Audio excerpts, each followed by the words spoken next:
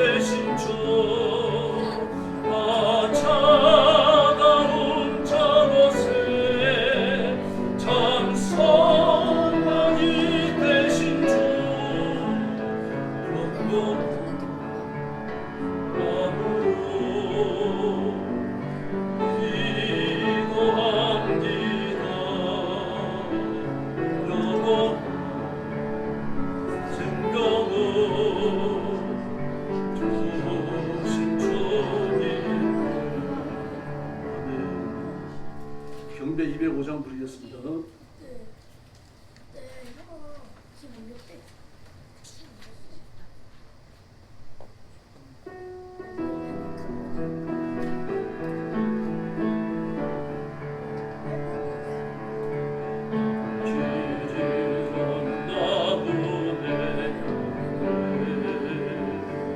주의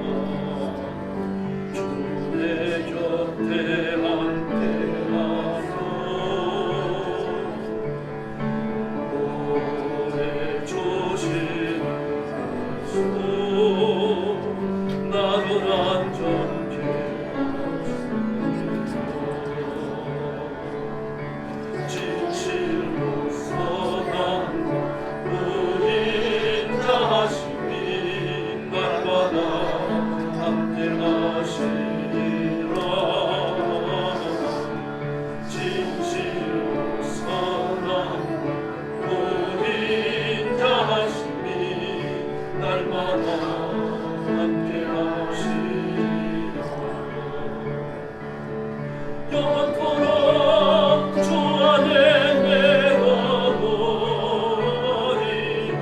영원토록 주 안에 난 안식하리라. 진실 선한 보인자심이 날마다 함께하시리라. 날마다 함께하시리라. 할렐루야. 예수님께서 우리와 항상 함께 하시는 줄 믿습니다. 찬송가 106장 부르겠습니다. 찬송가 106장입니다.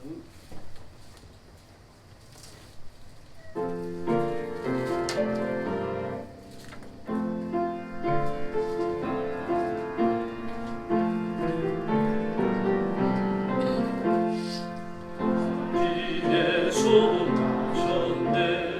길이 멀고서 오지 주를 찬양하여라. 아직 예수 나셨네. 예언자가 말했네. 그저 예수 나신다고 세세토록 영원히 아기 예수 찬양해. 아기 예수 나셨네. 길이 멀고서 오지 주를 찬양하여라. 아기 예수 나셨네.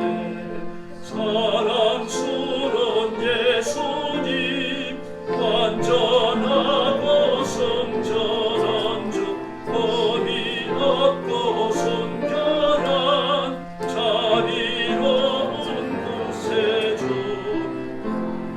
예수 나셨네. 길이 멀고서 오지 주를 찬양하여라. 아기 예수 나셨네. 만왕의 왕 예수님 이 세상에 오시었네. 아기 예수 우리 주 하늘 평화 부시는 사절 부르는 아기 예수 나셨네. 길이 멀고서 오지 주를 찬양하여라. 아기 예수 만왕의 왕 만왕의 왕 예수님 이 세상에 오시었네. 아기 예수 우리 주 하늘 평화 주신 아기 예수 나셨네. 길이 멀고서 오지 주를 찬양하여라. 아기 예수 나셨네. 할렐루야. 108장 부르겠습니다. 찬송가 108장입니다.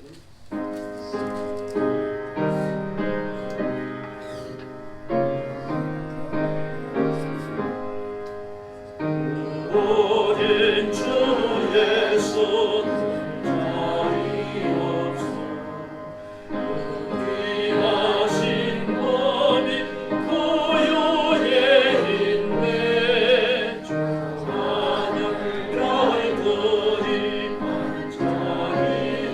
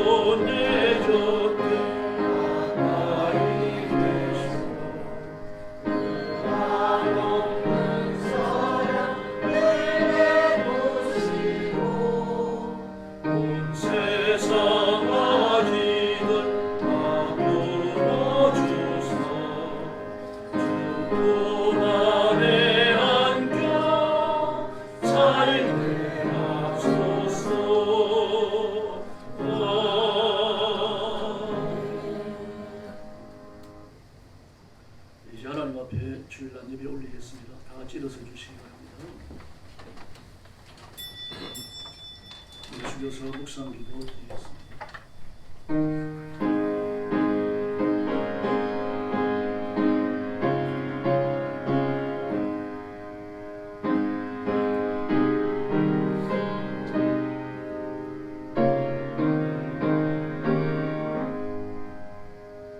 나를 사랑하는 자들이 나의 사랑을 입으며 나를 간절히 찾는 자가 나를 만날 것이니라. 부귀가 내게 있고 장구한 재물과 공의도 그러하니라. 아멘. 구원의 하나님 감사합니다. 죄를 죽음과 저주와 지옥의 형벌에서 건져주시고 하나님의 영생하는 생명을 받아 하나님의 자녀가 되고 하나님의 일을 하는 하나님의 종이 되었으니 감사합니다. 오늘 아침도 구원의 하나님 온 세상의 역사를 마음껏 다스리시고 충만케 하시며 이끌어 가시는 창조주 하나님 앞에 영광 돌리게 하시니 감사합니다. 저희들의 예배를 기뻐 받으시고 머리 숙인 저와 성도들이 하나님 앞에 바쳐진 하나님께 흠양되는 예물이 되게 하여 주시옵소서. 오늘도 땅끝까지 이르러 복음 전하는 선교사님들과 주의 종들과 성도들을 기억하시고 눈동자처럼 지켜주시며 말씀이 선포되며 영혼을 건지는 추수의 현장마다 하나님이 함께 하시는 기적을 베풀어 주시옵소서. 오늘 아침도 큰 자비를 베풀어 주시기 원하옵고 예수님의 이름으로 간절히 기도 올리옵나이다. 아멘. 찬송가 104장 부르겠습니다.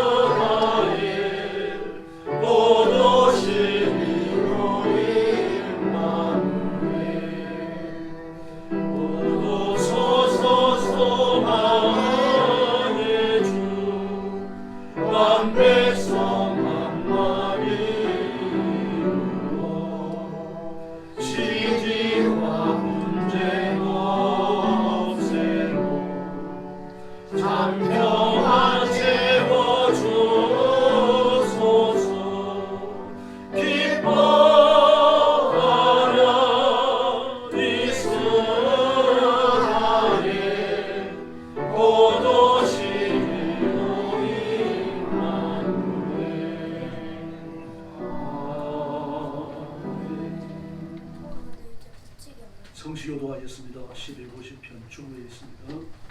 할렐루야. 그 성소에서 하나님을 찬양하며 그 권능의 궁창에서 그를 찬양할지어다.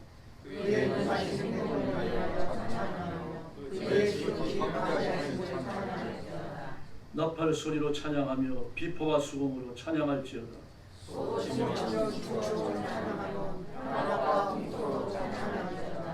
큰 소리 나는 재검으로 찬양하며 호흡이 있는 자마다 여호와를 찬양할지어다. 할렐루야. 머리 숙여서 신앙 고백하겠습니다. 나는 전능하신 아버지 하나님 천지의 창조주를 믿습니다. 나는 그의 유일하신 아들 우리 주 예수 그리스도를 믿습니다.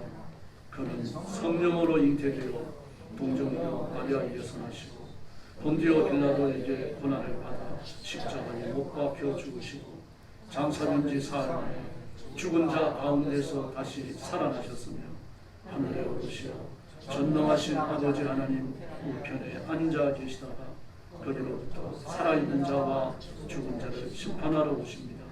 나는 성령을 믿으며 거룩한 공교회와 성도의 교제와 죄를 용서하는 것과 몸의 부활과 영생을 믿습니다. 아멘. 다 자리에 앉으셔서 305장 찬송 드리겠습니다.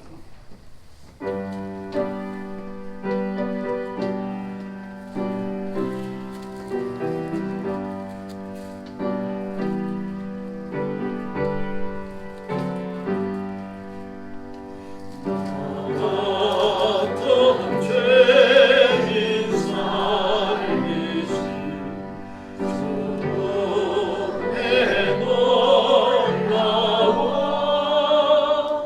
잃었던 생명 찾아오고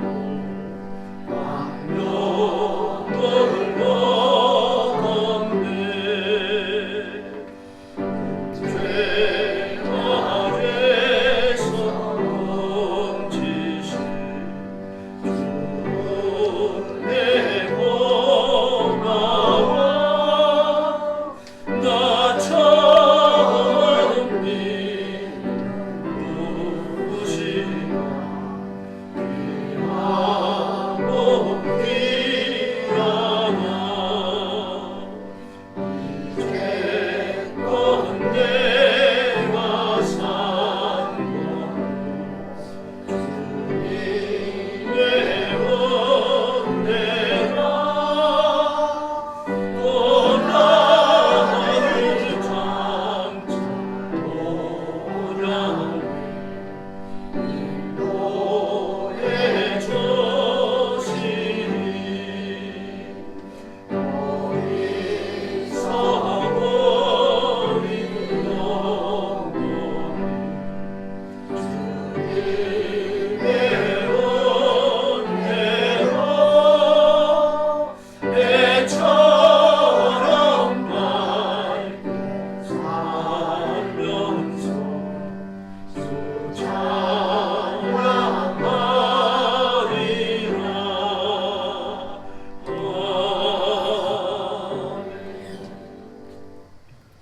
이제 박봉근 장로님 나오셔서 기도해 주시겠습니다.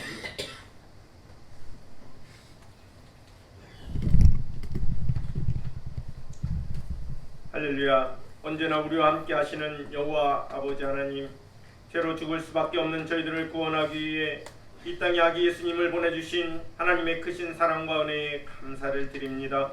지난 한 주간도 우리 사랑하는 성도들을 눈동자처럼 지켜주신 하나님, 오늘도 이렇게 세상 것 바라보지 아니하고 주님 전에 나와 머리 숙여 예배할 수 있도록 우리들의 발걸음을 인도해 주신 하나님께 감사와 찬송을 올려드립니다. 이제 2025년 한 해도 저물어가고 2026년을 바라보고 있습니다. 얼마 남지 않은 올 한 해 우리의 몸과 마음을 주님께 집중하게 하시고 연초에 세웠던 우리의 모든 계획들을 잘 마무리하게 하시고 유중의 미를 거둘 수 있도록 최선을 다하는 저희들 모두가 되게 하여 주시옵소서. 또한 이 험한 세상을 살아가는 동안 오직 주님께서 걸으신 그 길을 걸으며 주님만 의지하며 살아가게 하여 주시옵소서. 주님, 우리 영광께서 이곳에 세우시고 이 지역의 영혼 구원의 사명을 감당하게 하시니 감사를 드립니다. 우리 영광교회가 늘 성령 충만한 교회가 되게 하여 주시옵소서. 성도들의 화목과 사랑의 공동체가 되게 하여 주시옵소서. 또한 말씀이 살아있는 말씀이 선포되게 하시고 그리하여 우리가 주님을 모르는 자들과 가난한 이웃을 위하여 복음 전하며 아버지의 선한 일을 감당해 나아가는 저희 영광교회가 되게 하여 주시옵소서. 주님, 또한 우리 교회에 여러 기관들이 있습니다. 올 한 해 수고한 기관장들을 기억하여 주시고 2026년을 이끌어갈 기관장들이 선출되었는데 먼저 그분들에게 성령 충만함과 사랑이 넘쳐나게 하여 주시옵소서. 사랑으로 각 기관을 잘 이끌어가게 하도록 성령 하나님께서 함께하여 주시옵소서. 또한 각자에게 맡겨진 직분과 사명에 따라 최선을 다해서 2026년에는 각 기관들이 살아 움직이는 기관이 되어 질적으로나 양적으로나 부흥하며 성장하는 한 해가 되게 하여 주시옵소서. 주님, 특별히 이 나라의 민족을 위해 기도합니다. 특별히 이 나라의 유정자들이 하나님께서 주신 사명을 잘 감당하게 하시고 올바른 판단과 국민을 대표하는 마음으로 서로 화합하여 나라와 국민을 위해 일할 수 있게 하여 주시옵소서. 주님, 경제적인 침체로 인해 우리들의 삶이 힘들고 어렵게 살아갑니다. 이 시간 간절히 기도합니다. 올 2026년에는 우리 사랑하는 목사님 가정과 또한 우리 사랑하는 모든 성도들 가정이 정말 근심 걱정 없이 행복했으면 좋겠습니다. 또한 몸이 아프지 않고 건강했으면 좋겠습니다. 물질로 시험 들지 않고 또한 비굴한 삶을 살지 않도록 물질의 복도 많이 받았으면 좋겠습니다. 올 2026년에는 우리 영광교회 모든 가정들이 화목하고 사랑으로 하나가 되어 항상 웃음이 넘치는 복된 가정이 되게 하여 주시옵소서. 주님, 우리 영광교회 올해에도 함께하여 주셨듯이 우리 2026년에도 더 많이 행복하고 복된 교회, 사랑으로 하나 되며 성령 충만 은혜 충만한 교회가 되어서 주님께서 맡겨진 이 귀한 사명 잘 감당해 나아가는 저희 교회가 되게 하여 주시옵소서. 주님, 또한 세계 각국에서 선교하시는 선교사님들을 기억하여 주시옵소서. 선교사님들을 통하여 하나님의 복음이 세계에 전해지게 하여 주시옵소서. 선교사님들의 건강을 붙들어 주시고 또한 안전을 지켜주시고 아버지 하나님, 어려운 환경이지만 맡겨진 사명 잘 감당하실 수 있도록 성령 하나님께서 늘 함께하여 주시옵소서. 주님, 이 시간 말씀을 듣습니다. 우리 담임 목사님 말씀 전하실 때 성령 하나님께서 붙들어 주시고 성령 충만함으로 함께하여 주시옵소서. 말씀 전하실 때 능력 있는 말씀, 권능 있는 말씀이 선포되게 하여 주셔서 저희들 또한 그 말씀을 기쁨으로 받게 하시고 말씀에 순종하며 죄와 싸우며 빛의 자녀로 살아가는데 조금 더 부족함 없게 하여 주시옵소서. 주님, 오늘도 교회에서 또한 가정에서 예배드리는 우리 사랑하는 모든 성도들에게 넘치는 은혜로 채워 주시옵소서. 이 모든 말씀 우리를 죄에서 구원하신 예수님의 이름으로 감사하며 기도드렸습니다. 아멘.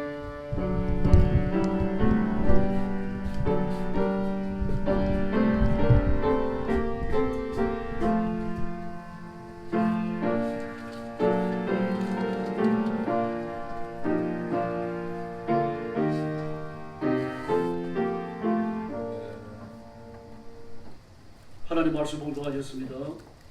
구약성경 전도서 7장 16절부터 17절까지입니다. 구약성경 955페이지입니다.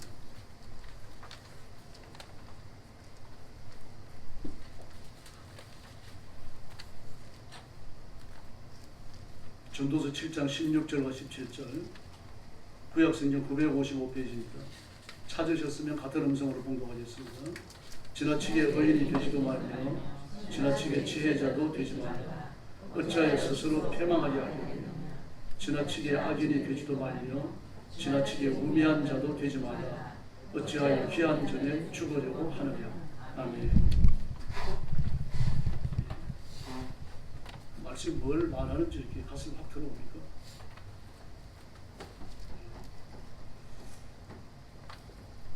이 말씀은 유대주의를 배경에 두고 하는 말입니다.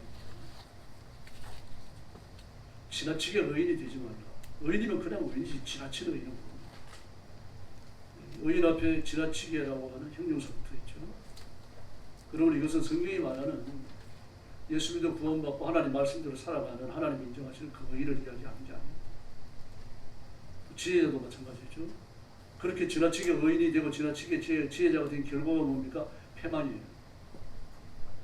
의인이면 지혜로운 자는 영생을 얻고 복을 받는 줄 믿습니다. 근데 패망이라고 했습니다. 그러므로 성경의 보편적 교훈에서 잠깐 벗어나 있다는 걸 알 수 있겠죠. 지나고 싶은 다른 교훈이 있는 겁니다. 17절도 마찬가지입니다. 지나치게 악인이 되지 말라. 지나치게 악인이 되지 말고 지나치게 우매자도 되지 말라. 어째 귀한 전에 죽으려고 하느냐. 뭐 악인이 귀한 전에 죽는 거 아닙니까? 당연한 거죠. 죽은 이후에 심판에 떨어지는 거예요. 그러므로 이 말씀도 의인과 악인에 대한 보편적 교훈이 아니고 약간 비켜나가 있는 겁니다. 오늘 이 말씀을 가지고 균형이라고 하는 제목으로 말씀을 나누셨습니다. 오늘 본문에서 의인과 악인이 대꾸가 되죠. 반대 의미에서 대꾸가 되고 지혜자와 우매자, 미련한 자도 반대 의미에서 대꾸가 됩니다. 반의 대꾸법이죠. 강조하는 게 있는 겁니다. 지금요. 대꾸법은 강조를 위해서 쓰는 겁니다. 다음에 의인과 지혜자 한 편이잖아요. 이게 도의 대꾸법입니다. 다음에 악인과 우매한 자도 한 편이죠. 역시 동원이 됐고 그래서 교차적으로도 순차적으로도 대단한 강조를 하기 위해서 이 교훈이 의제적으로 쓰여졌다고 하는 것을 말합니다. 우리가 성경에서 의라는 말을 보면 정의라고 생각하는 그런 경향이 강하죠. 의와 정의. 그런데 정의를 앞세고 나면은 좀 난처한 일이 생깁니다. 왜 그렇습니까? 정의에는 여유가 없어요. 의와 불의가 대립되죠. 악인과 선한 사람이 대립이 됩니다. 흑과 백, 적군과 아군으로 나누어지게 돼요. 이게 의입니다. 의 앞에서는 용서가 없죠. 심판이 있을 뿐이에요. 그런데 이걸 집행해야 되는 나는 어떻습니까? 나는 죄가 있으면 안 되잖아요. 근데 죄 없는 사람이 있을 수 있나요?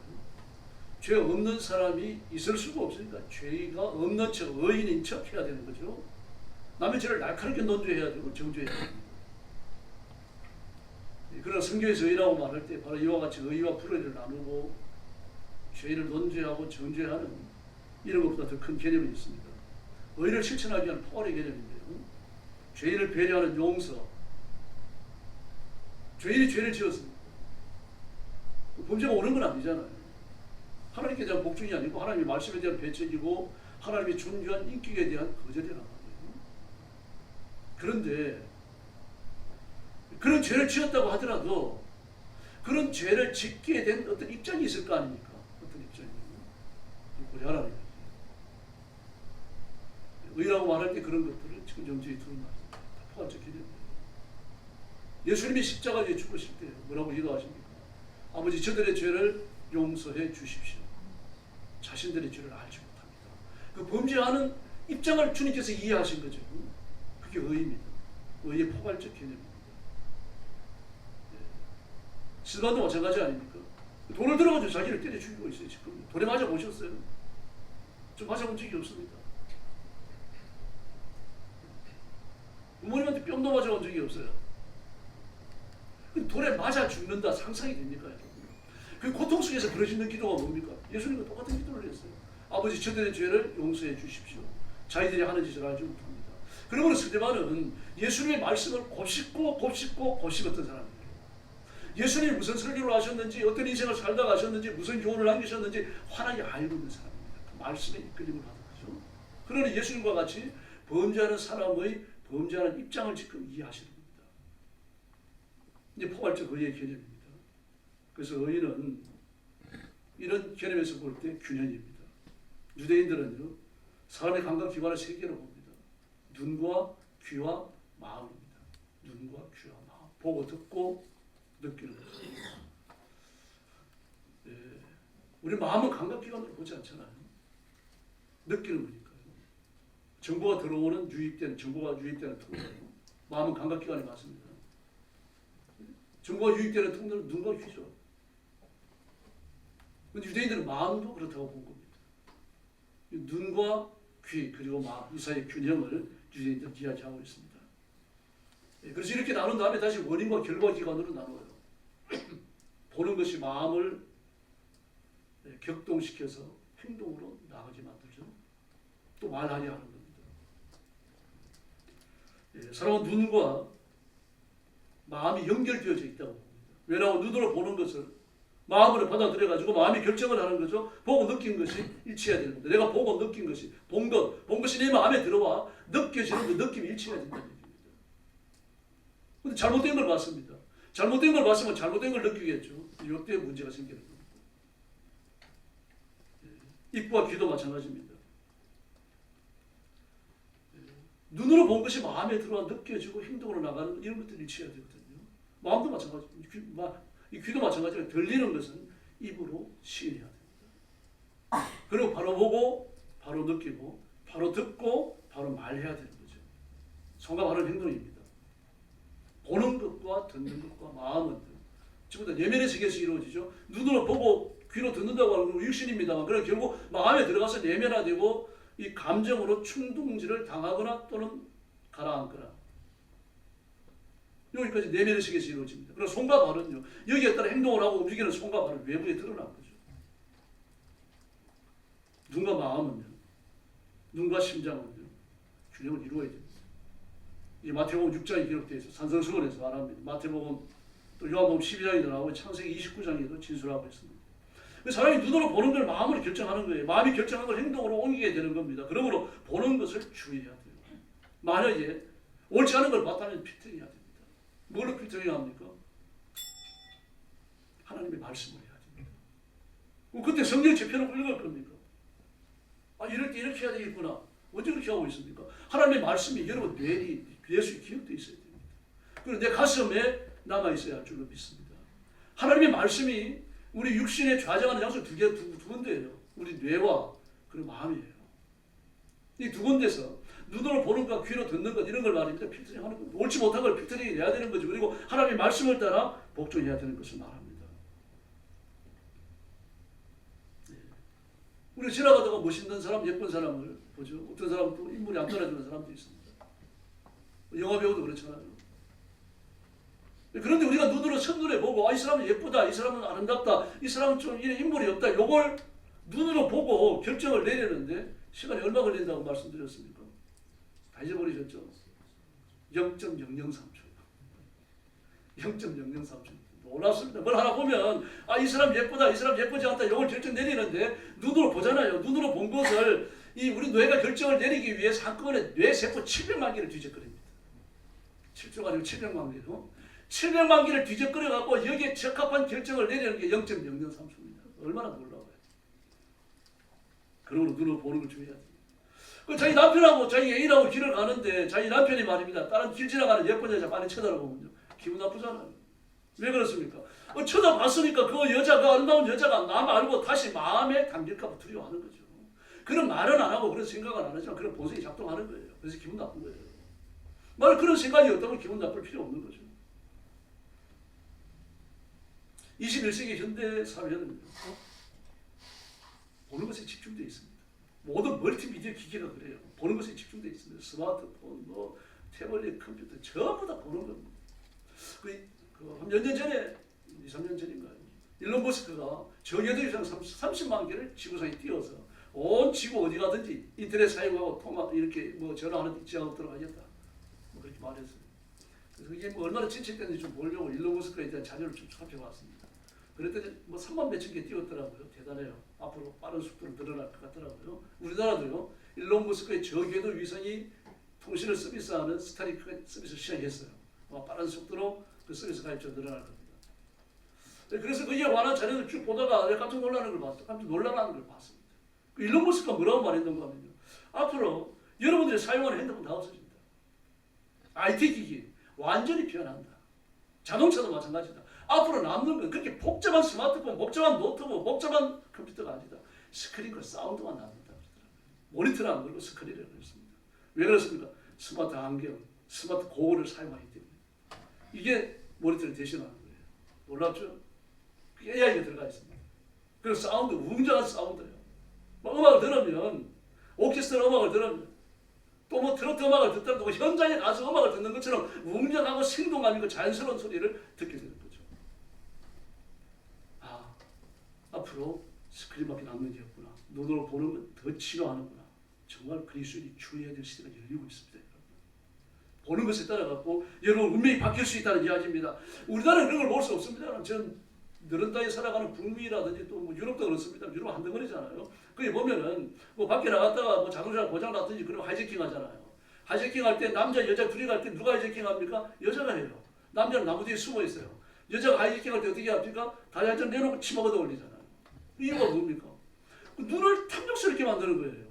탐욕스럽게 만들어서 탐욕스러운 정보를 마음에 받아들여가지고 탐욕스럽게 충동질하게 만드는 거죠. 그래가 점수를 세우지 않는 겁니다.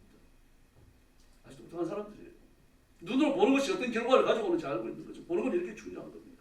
보는 것만으로도 마음을 장악할 수가 있습니다. 눈으로 보고 심장에서, 마음에서 결정합니다. 유대인들은요, 마음과 심장을 하나로 봅니다. 마음이 심장에 있다고 보죠. 미국 사람들 마음이 어디 있다고 봅니까? 물에 있다고 봐요. 우리도 마음이 심장에 있다고 봅니다. 그래서 마음이 결정돼. 내 생각이, 내 감정이 여기서 나온다고 보는 겁니다.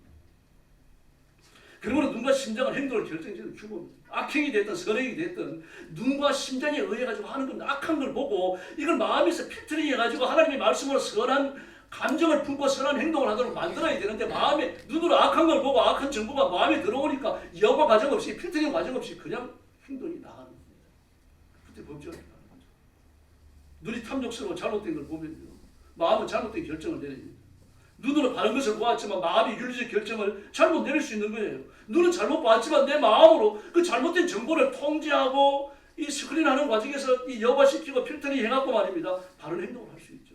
이게 성숙합니다. 어른들이 하는 거죠. 기독교인들이 하는 겁니다. 눈이 탐욕으로 가득하든지 눈으로 본 것을 심정이 도달할 때 심장이 약하면 어떻게 됩니까? 탐욕스러운 행동을 하게끔 되어집니다. 아담과 하와가 선악과를 볼 때 어떠다 그랬습니까? 먹음직도 하고 보암직도 하고 지혜롭게 할 만큼 탐스럽게도 한지라. 저것도 법으로 결정되잖아요. 법으로. 이 마귀가 지금 말입니다. 어떻게 하고 있습니까? 그 아담과 하와가 선악을 알게 한 나무의 열매를 보는 순간에 탐욕스럽게 만들어 버리는 거죠. 탐욕스럽고 정말 그 한 입 벼 물었으면 좋겠다 이렇게 만드는 겁니다. 장벌장들이 빵 하나 훔치잖아요. 우리 가문이 갇혀요. 나중에 탈출합니다. 그 빵을 보니까 막 먹고 싶은 생각이 막 올라오는데 집에 누가 있어요? 굶주리는 동생이 있잖아요. 그럼 훔치는 거예요. 사회도 잘못됐습니다만 그 탐욕스러움은 희생이죠. 눈으로 본 것, 그 희생이 되어진 겁니다. 아담과 하와가 마찬가지 아닙니까? 그렇게 탐욕스러웠어요. 그게 범죄에 이릅니다. 다윗도 마찬가지입니다. 바세바를 봄으로 제가 여러 번 말씀드립니다만요. 다윗이 우리가 똑같은 사람입니다. 성인이 아니에요. 어떻게 보면 좀 치졸합니다. 그 범죄 과정을 제가 말씀드렸죠. 한번 생각을 해보세요. 막 어떤 사람은 바세바가 다윗을 유혹하려고 말입니다. 막 마당에 나가 뭐 샤워를 했다 그러는데 그건 생각도 하지 마십시오. 그건 그 당시 사회에서 꿈도 꿀 수 없는 일입니다. 여자들은요 자기 남편한테도 벗은 몸을 안 보여줘요. 자기 남편한테도. 그 뭐 하물며 마당에 나가서 옷을 벗고 올려간다. 그 죽음보다 더한 일이에요. 상상도 못해요. 그 유대 가정에는 모욕하는 모욕탕이 따로 있습니다. 뭐 칸이 따로 있어요.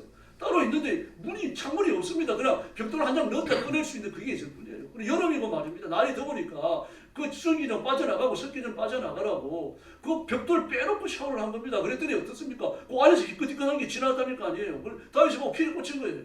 틀림없이 여자가 모욕하는구나. 낮에 모욕을 하면 여자가 더 있겠어요. 남자가 어디 있겠습니까? 들여나가 일해야죠.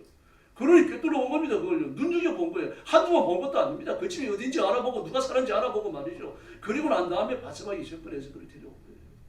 이게 다윗이 눈을 통제하지 못했죠. 잘못된 정보가 들어올 때 마음으로 그걸 여호와를 못 시킨 겁니다. 지금.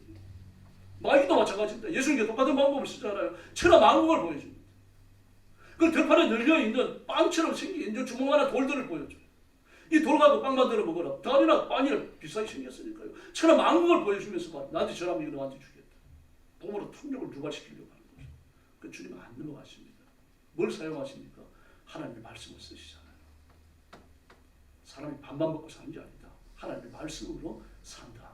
이 여호와예요. 이 피드입니다. 주 너의 하나님께는 경배를 바쳐라. 네가 뭔데 하나님 대신에 경배받으려고 그러느냐. 한마디에 도망가 버리고 말았습니다. 눈으로 본 것에 대해서 심장이 바르게 결정하는데 그게 의입니다. 그리고 의라고 하는 건 포괄적 개념이죠. 행동을 하게 만드는 마음의 숨은 동기 원인 이것까지 의로 보는 겁니다. 그래서 우리가 통화할 사람들을 만나요. 앵벌이도 있고 노숙자도 만날 수 있고 말이죠. 우리 눈이 불쌍하게 보였어요. 심장도 불쌍하게 봅니다. 그 다음에 뭐가 뒤따라야 되면 돕는 행동이 뒤따라야 되는 거죠. 이게 의입니다. 돕는 행동까지 가야 돼요. 그런데 노숙자를 보는 순간에 말입니다. 젊은 사람이에요. 저렇게 젊어갖고 노숙자하고 자빠졌고 나가서 휴지라도 줍지. 돌 줄로 암이 생겼다가 오히려 집어넣어버립니다. 이거 불효예요. 여러분 젊었든 나이가 많든 노숙자 보면 일단 돈 좀 주십시오. 여러분. 아멘 하세요. 노숙자 보면 무조건 도우세요. 네. 듣기 싫어도 아멘 하세요. 눈에 불쌍하게 보이니까 그 불쌍하니까 돕는 행동까지 가야 돼요. 그게 의입니다. 여러분 그 분별하고 분석하는 건 내가 하는 게 아닙니다. 누가 하십니까? 예수님이 하시는 거예요. 월랑 몇천 원 주는 것 갖고 말입니다. 뭐 몇만 원 주는 것도 아니고 몇십만 원 주는 것도 아니고 뭐 방학간 얻어 주는 것도 아니고 그러면서 말입니다. 의로운 분이 불의의 하니 막 그런 판단을 내가 재판관에 내려버립니다. 그게 불의예요. 부부가 다투고 나서서 축 처져 있습니다. 그 배우자를 보면 미안하잖아요. 측은하고요. 나하고 한번 하고 나서 말입니다. 축 처져 갖고 있으니까 내가 사과해야 되겠다. 마음이 움직여요. 이때 사과하려고 하니까 쪽팔리잖아요. 그러니 어떻게 합니까? 그걸 참고 배우자에게 사과하면 괜찮은데 막 그 모습을 보고 막 화가 나고 한마디 더 붙여버려요. 그렇게 더 닦아서요. 그게 의의가 아닙니다. 자존심이 상해도 그때 사과해야 됩니다. 기도 생활에 영 젬병인 사람이 있습니다. 막 자기의 목사를 볼 때마다 또 기도 안 하는 설교를 들을 때마다 마음이 움직여요. 마음이 불안합니다. 뭐 기도에 대한 이 열망이 없는 사람이 누가 있습니까? 또 기도 못하는 것에 대한 부담감이 없는 사람이 누가 있습니까? 그럴 때 어떻게 해야 됩니까? 기도 시작하셔야 돼요. 그 집에 있든 화장실에 있든 길을 걸어가고 있든 그 말씀이 생각나고 기도 못한 것에 대한 부담감이 생기면 기도하셔야 됩니다. 길 걸어가면서 눈 뜨고서라도요. 그게 의입니다. 이렇게 원인지관에서 결과기관에까지 이루어질 때요. 일치가 되어질 때 눈으로 보는 것과 마음에 느껴지는 것과 그로 인하여 행동하는 것 이것이 일치가 되어질 때 그게 의입니다. 성경은요. 죄를 지었느냐 안 지었느냐 그것만 부르게 합니다. 그래서 예수님께서 저들의 죄를 용서해 주십시오. 그 기도 하실 수 있었던 겁니다. 그게 이제 순종히 했다라고 말하는 거죠. 근데 야고보서에 보니까 입만 의인인 사람이 있습니다. 입만 의인이에요. 우상 숭배 안 했습니다. 도둑질 안 했습니다. 강도질 안 했어요. 의로워요. 결혼은 어떻습니까? 사회적으로 좀 부르저한 사람들, 지체가 낮은 사람들, 가난한 사람들을 멸시하는 겁니다. 얘가 우월감을 느끼는 거죠. 성경은 불의라고 말합니다. 야고보서의 교훈입니다. 예수님이 심판하실 때 예수님께서 좌우로 양과 염소를 나누죠. 오른쪽에 누구 둡니까? 양을 두고 왼손에 누구 둡니까? 염소를 둡니다. 그러면서 심판을 하셔요. 근데 어디 결정적인 게 있었습니까? 기억력이에요. 기억력과 행동입니다. 오른쪽에 있는 양들은 어떻습니까? 예수님을 찾아가 본 적도 없고 물 한 그릇 드린 적도 없고 옷 입으라고 드린 적도 아무것도 한 게 없습니다. 근데 뭐라 그럽니까? 나한테 그걸 가져왔다라고 말합니다. 그 양들이 원래는 우리가 예수님한테 언제 했습니까? 소자 하나 한 것이 나한테 한 것이다. 그러니까 베풀고 사랑하고 이렇게 껴안고 보듬고 살아가는 게 일상의 삶이었어요. 아침 잡숫고 오셨습니까?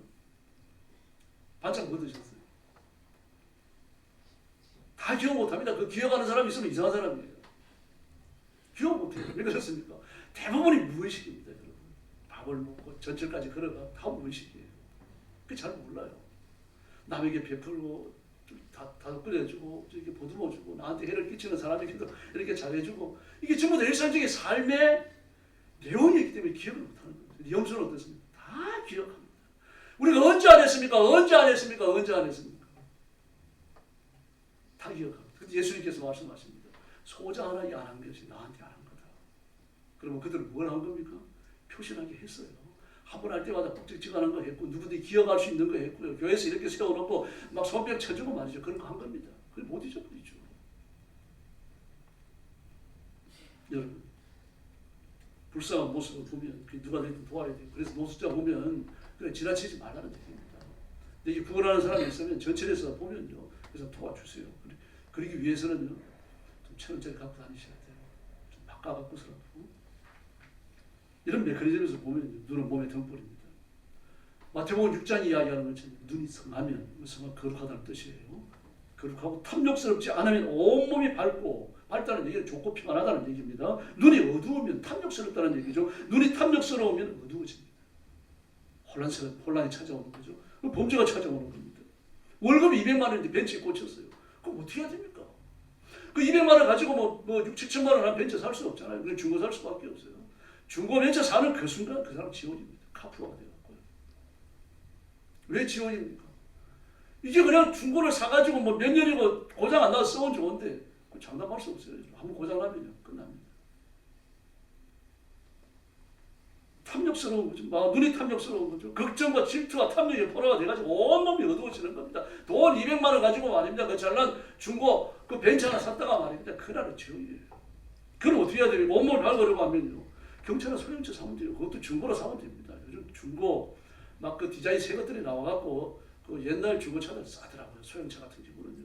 경차도 마찬가지고 이게 온전한 행동입니다. 이게 정답이죠. 의로운 사람이죠. 탐욕을 극복한 겁니다. 온몸이 밝아요. 그렇게 되면요. 그러므로 마음으로 바로 깨달으려고 하면 눈을 아무거나 보면 안 됩니다. 가려서 봐야 돼요. 일부러 가서 찾아볼 필요 없으면 다윗처럼요. 제가 천국 가면 다윗한테 야단 맞을지 모르겠는데요. 다 틀림없이 일부러 쳐다봤어요. 관찰했습니다. 그리고 마지막 범죄가 일어나요. 지나가다 힐끗 봐갖고 그 범죄 일어날 수 없습니다. 가려서 봐야 되는데 가려서 안 보고 탐욕을 채우는 겁니다. 보고 또 보고 보고 또 보면서 탐욕을 채우는 거예요. 그걸 방지하려고 하면요. 내가 잘못된 걸 봤다면 흘러내셔야 됩니다. 이스라엘 백성들이 왜 망합니까? 바알이나 밀곰이나 금오스나 온갖 더러운 우상을 다 숭배하죠. 이 숭배하는 걸 눈으로 보고 귀로 듣는데 그 과정에서 걸러내야 되는데 걸러내지 않았어요. 결국 그게 패망하잖아요. 다 포로로 잡혀가죠. 감옥살이나 바벨론까지 가지 않습니까? 선배들의 악한이나 교활함도 걸러내지 않았던 겁니다. 뭘 보느냐가 그 사람의 도덕성을 결정해요. 악한 것을 보면 악한 감정이 싹 트고 악행을 일삼습니다. 그래서 우리가 하는 말이 뭡니까? 아이고 배운 게 도둑질이었어요. 교정선거 때문에 서울구치소 찾아가면요. 가면 매주 들어요. 그 소리는요. 교도관한테 듣고 상담하는 사람한테 듣고 또 같이 간 장로님한테 듣고 배운 게 도둑질이야. 이것들 나가면 또 도둑질합니다. 배운 게 도둑질이다. 걸러내고 깨끗하게 살아야 될 거 아닙니까? 언제까지 그렇게 충동질이 돼요? 그 탐욕이 포로가 되어 살 겁니다. 그러니까 망하는 거죠. 마가복음 4장과 로마서 10장을 보면 입과 귀의 균형을 이야기합니다. 사람이 귀로 들은 것을 말하는 겁니다. 눈으로 본 것은요. 마음에 내면화됐다고 주로 행동으로 나가고 귀로 들은 것은요. 역시 마음으로 내면화됐다가 말로 주로 하게 되어집니다. 귀로 들은 건 말로 합니다. 유대인 속담이 무슨 말이 있습니까? 말하지 못하게 하라면 듣지 못하게 하라. 이 속담이 있습니다. 그래서 로마서 10장 10절에 보면 마음으로 믿어 의에 이르고 입으로 시인하여 구원에 이른다라고 말했습니다. 여러분 귀로 들었으면 아멘하고 시인하시기를 바랍니다. 듣기 싫어도 하셔야 돼요. 거기까지 가셔야 됩니다. 입으로 시인하지 못하게 하면 들려주지 않으면 됩니다. 그러나 들었다고 해서 반드시 시인하는 거죠? 시인하는 건 아니죠. 하나님이 보여주셨어도 하나님이 들려주셨어도 아무것도 못 깨닫고 돌이킬 수 있어요. 그래서 뭐라고 말합니까? 돌이키고 새로워진다면 너희 눈은 봄으로 너희 귀는 들음으로 복되도다. 할렐루야. 그렇게 말씀하시는 겁니다.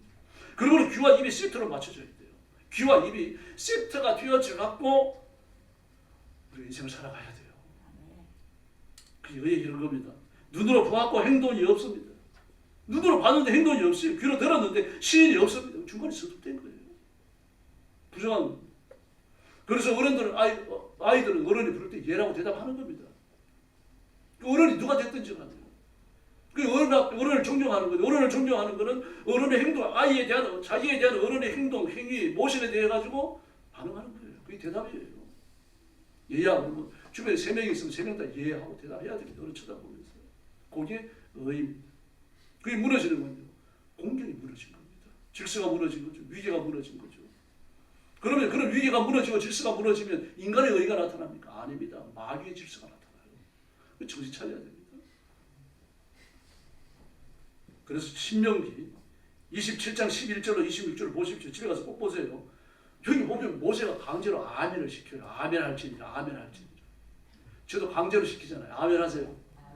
듣기 싫어도 하세요. 그 아멘 했으면 응답하고 움직여야 됩니다. 응답에 대하여 움직여야 돼요. 베드로, 안드레, 야고보, 요한을 보세요. 그 그물을 바다에서 그 갈릴리 호수에서 그물을 꺼내갖고 작업을 하고 있는 건데 이제 그 그물질 끝나고 나서요. 근데 예수님이 거기서 불러요. 그럴 때는 어떻게 합니까? 배와 그물을 버려두고 주를 쫓으니라고 말합니다. 그게 의입니다. 들었잖아요. 예수님이 나를 따르라. 그걸 말씀하셨잖아요. 말씀하시고 났더니 예 그러면서 그냥 버려두고 쫓아가요. 이게 의예요. 바울 사도도 마찬가지입니다. 그들 그 이스라엘 사회에서 미래의 지도자 아닙니까? 국가의 그 지도자가 될 수 있는 사람입니다. 다들 그렇게 알고 있었어요. 훌륭한 지도자가 되리라고 알고 있었습니다. 근데 예수님 만나서 너는 나를 위해서 외국에 나가서 또 왕들 앞에서 복음을 전해야 된다. 그렇게 말씀하니까 예 그리고 그냥 돌아서서 주님 따라가잖아요. 들리는 데 대해서 예라고 아멘이라고 말하는 겁니다. 이게 왜 이런 거예요? 근데 손과 발이 연결됩니다. 소경을 보고 철이 여깁니다. 일어나서 거기에 도와주러 갔어요. 그런데 덜 불편해 보입니다. 또 뭐가 생각을 합니까? 소리 가짜가 많다 그러더라. 이런 생각이 나요. 그러니까 도와줄 생각을 접어버리고 돌아서 갖고 나옵니다. 저는 그런 소리를 봤습니다.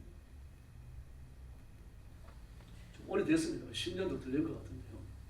상계동에 볼 일이 있어 갔다가 그 전철을 타고 가는데 이제 상계동 다 와가니까 소정 하나가 까만 안경 쓰고 흰 지팡이 짚고 이러고 다니더라고요.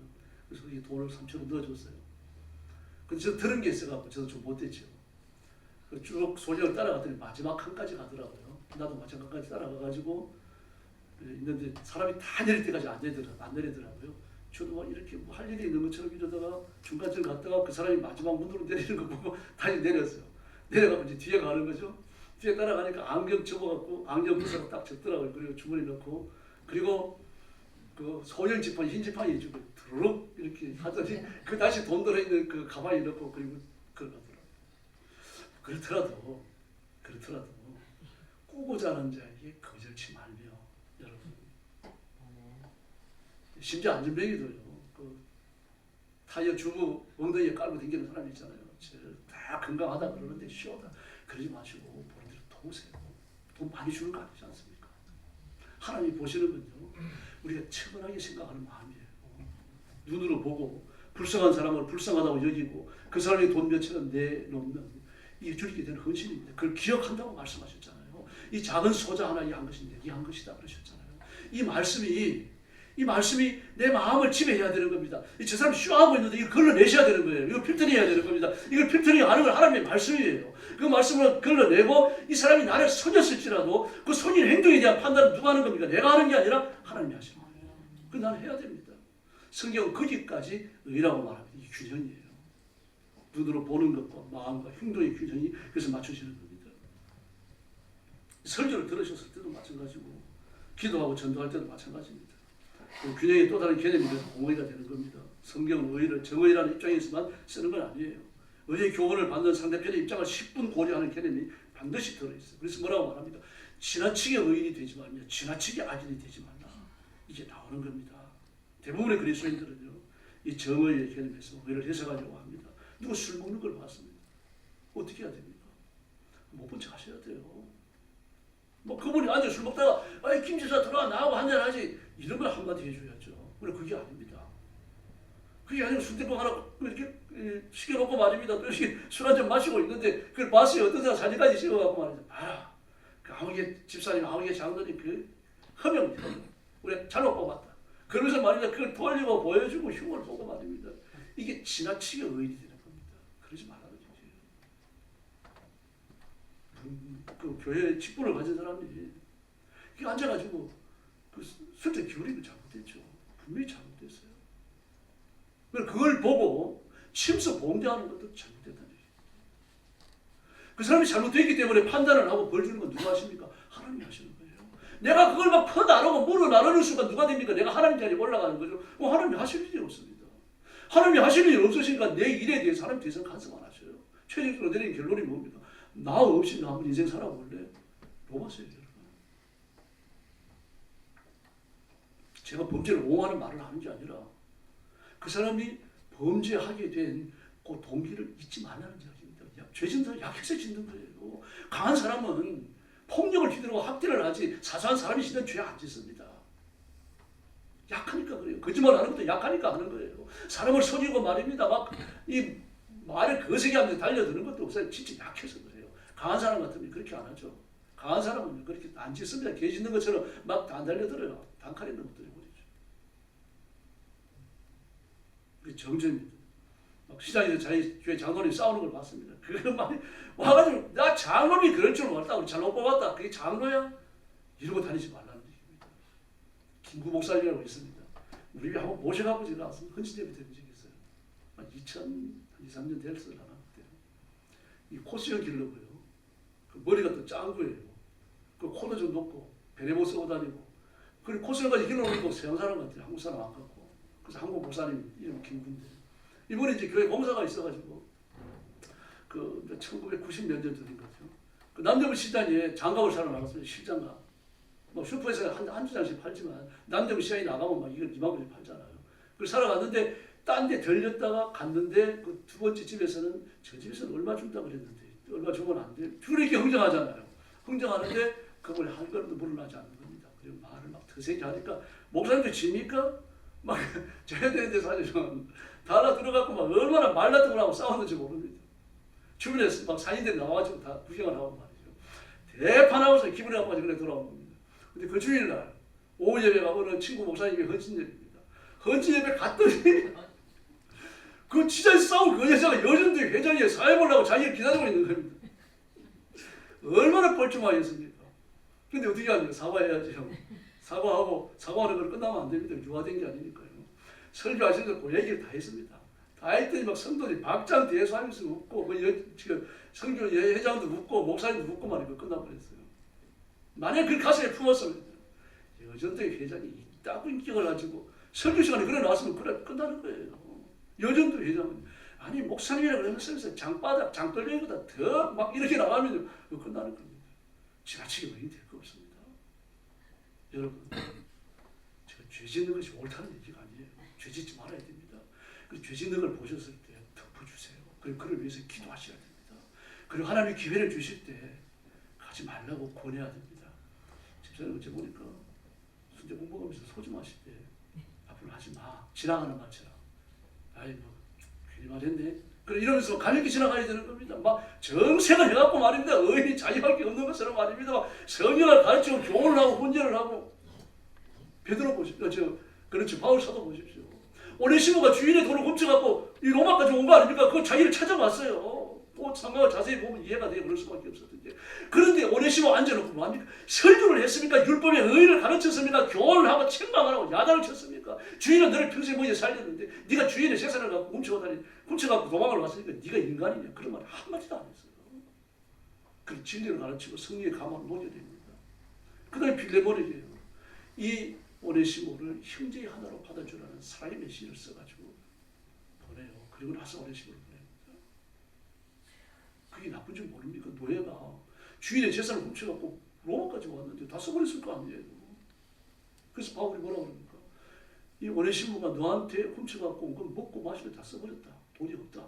근데 갚을 재간도 없다. 그러니까 내가 갚겠다. 그리고 바울이 묘한 말을 합니다.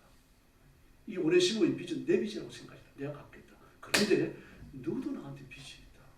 나한테 생명의 말씀을 배우지 않았느냐. 근데 지나가는 말처럼 해요. 그래서 내가 부탁하는데 오네시모를 형제처럼 맞아줘라. 골로새 교회가 그 일 때문에 막 풍이 일어났을 겁니다. 놀랍게 변했을 거예요. 여러분, 정죄하는 자가 되지 마십시다. 하나님 우리 정죄하셨으면 여기 앉아있지도 못합니다.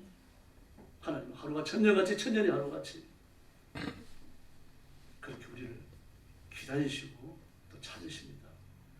여러분 우리가 참 어려울 때 예수 믿고 있어요. 과거에 이런 시대가 없었습니다. 지금 어른들 존경하는 시대가 아니죠.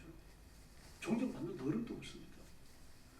그런데 예수 믿는 그리스도인들이 하나님의 말씀대로 사는 문제를 갖고 열정이 너무 뛰어난 나머지 상대를 주인으로 만든다면 더 불행해지는 거죠. 서로 위로자가 되고 격려자가 되어져야 할 줄로 믿습니다.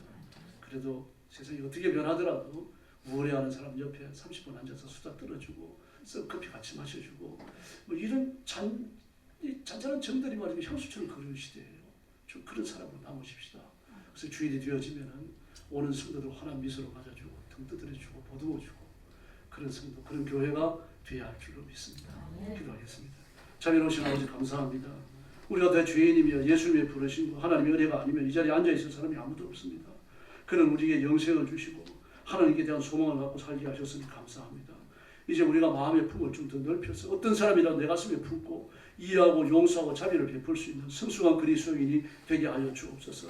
그래서 우리 성도들이 머무는 가정마다 일터마다 그가 어디가 되어졌든 하나님의 풍성한 사랑이 물결처럼 흐르게 하여 주시옵소서. 예수님의 이름으로 간절히 기도 올리옵나이다.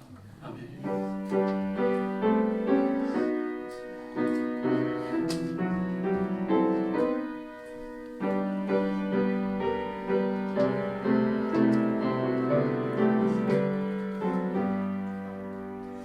찬송가 73장인데 123장으로 좀 바꿔서 부르겠습니다. 스크린에 악보가 안 나갈 겁니다. 찬송가 123장 저들밖에 안 가는 중에 3절 부를 때 헌금해 주시기 바랍니다.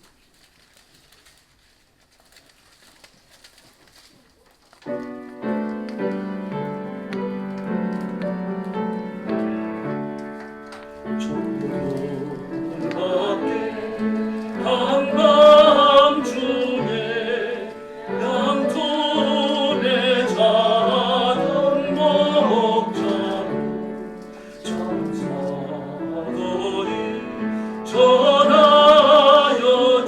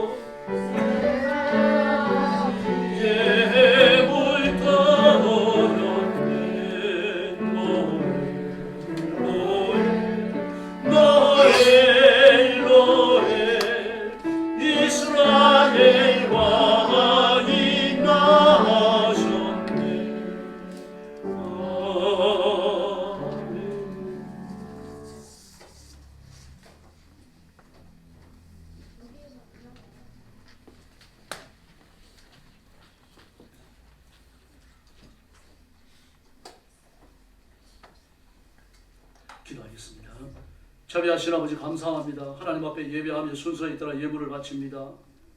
오늘 주 앞에 자신을 드려 헌신하며 주일 예배에 참석하여 하나님 앞에 영광 돌리는 저와 성도들을 기억하시고 하나님의 가슴에 부어주시기를 원합니다.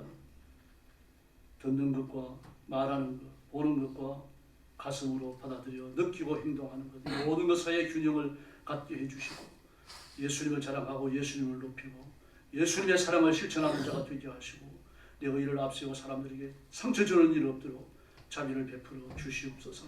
십자가 위에 내 죄를 사하시고 마침내 생명을 내어주시고 우리에게 영생을 주시고 하나님의 거룩함을 허락하신 예수님의 그 깊은 사랑을 기억하고 내가 그 뒤를 따라갈 수 있도록 인도해 주시옵소서.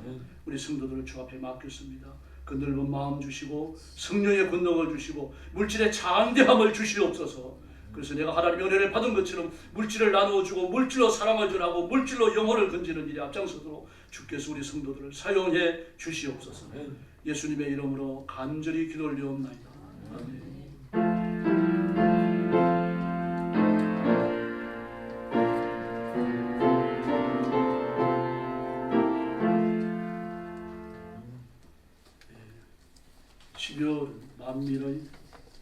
만민을 위한 성탄 표입니다. 이사야 7장 14절 보라 처녀가 잉태하여 아들을 낳을 것이요. 같이 외우겠습니다. 시작. 보라 처녀가 잉태하여 아들을 낳을 것이요 그 이름을 임마누엘이라 하리라. 이사야 7장 14절 말씀. 아멘. 감사합니다. 오늘 오후 예배 1시 20분에 12시 20분에 때 드리겠습니다. 찬양 시작하고 12시 반쯤 돼서 설교 시작하도록 그렇게 하겠습니다. 제가 오늘 오후에 가서 또 세미나 할 때가 있었어요. 여러분 좀 양해해 주시면 좋겠습니다. 그리고 성탄절 지나고 그 다음 주간에 새벽기도 청정문이 있습니다. 송구영생 자신집에 들어있는 주간에 그렇게 하시고 이 주간에 새벽예배 나오실 수 있도록 좀 잘 연말연시 계획들을 송년회 하는 것들 좀 잘 조정하시기를 그렇게 바랍니다. 그리고 선교사님들을 위해서 기도해 주시기 바랍니다. 지금 그 태국과 캄보디아도 전면전이 될 것 같아요. 지금요. 국경선이 800km가 넘는데 120km에 걸쳐가지고 지금 전쟁이 벌어지고 있습니다. 태국에서는 우리나라 사관 무기들을 대량으로 쏟아붓고 있습니다. 캄보디아가 초토화되고 있어요. 그런데 캄보디아도 또 중국제 무기를 갖고 대응하고 있고, 캄보디아는 공군이 없습니다. 나중에 열세죠. 그래서 이제 깊어지면 중국에서도 변기를 줄 겁니다. 이렇게 되면은 전면전으로 가고 이제 3차 대전 위기로 보기도 하고, 이렇게 되면서 우크라이나와 소련 전쟁이 더 심각해지고 또 중동 전쟁도 심각해지고 이러면은 3차 대전으로 간다라고 말합니다. 전쟁을 허락하신 분 하나님이시니까요. 이런 저런 얘기에 마음 너무 많이 두지 마시고 기도해 주시기 바랍니다. 그리고 지금 그 동남아 지역에도 그 비가 많이 오는데 아직 끝나지 않았나 봐요. 연일 그냥 비에 의한 그 피해 소식만 계속 들려옵니다. 우리가 생각하는 그런 비 피해가 아니고요. 그래서 그곳에서 비 피해를 당하는 사람들을 보면요, 산이 무너진다 그래요. 산이 무너져갖고 마을을 덮친다. 산 한쪽에 내려오면 산 전체가 내려와서 마을을 덮쳐버리는. 도대체 비가 얼마나 많이 오면 그런지 1000mm 왔다 그러면 그러니까 끔찍한 일이죠. 그 나라와 민족을 위해서 기도해 주시고 이재명 대통령과 정치인들을 위해서 기도해 주시기 바랍니다. 이번에 저 웃음밖에 안 나오는데 그 통일교 사건 봤죠. 여당 야당 할 거 없이 돈 안 받은 사람이 없을 정도로 돈을 다 받고 그랬습니다. 사람들에게 뭘 의지하거나 그럴 게 없습니다. 하나님께서 간섭하셔야 돼요. 은혜 주셔야 되고 역사가 바뀌어져야 됩니다. 이제 옆에 계신 분들하고 인사 나눠주시기 바랍니다.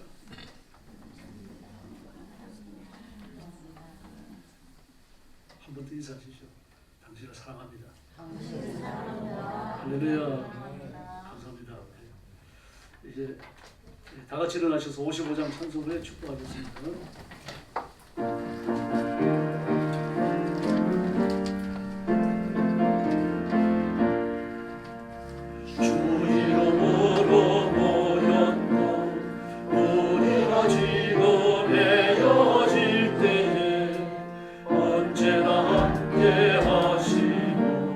평안케 하소서.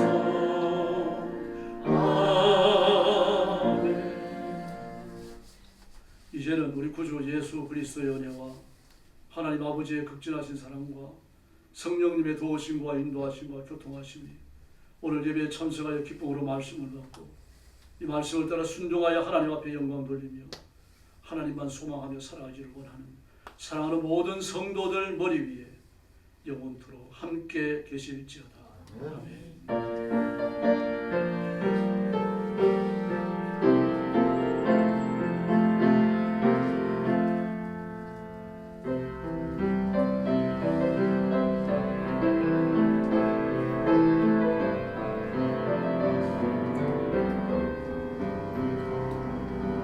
주님 다시 오실 때까지 나도 이 집을 가리라. 좋은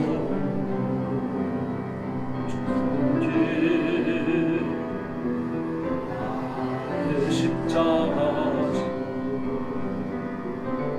나의 가는 이 끝에서 나는 주님을 보리라. 영광의 주님 나를 맞아주시니 주님 다시 오실 때까지